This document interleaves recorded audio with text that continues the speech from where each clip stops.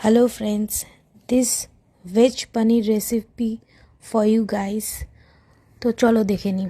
তো ফার্স্টে পনিরগুলোকে ফ্রাই করে নিতে হবে, তারপরে লাল হলে তুলে নিতে হবে, তারপর আলু ফ্রাই করতে হবে, তারপর আলু ফ্রাই হলে তুলে নিতে হবে।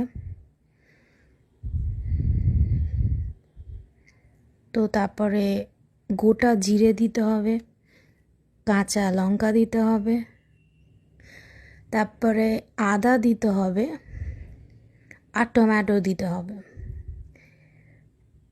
হলদি পাউডার দিতে হবে,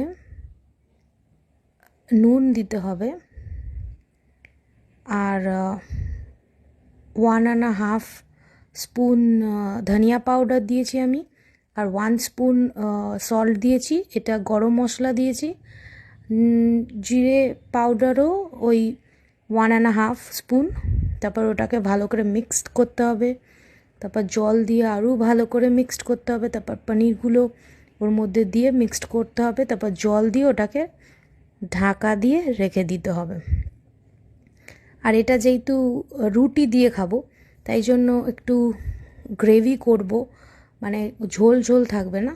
তো এইটা হচ্ছে রেসিপি। তো তোমরা ট্রাই করে কমেন্টে জানাও যে তোমাদের কেমন লাগলো।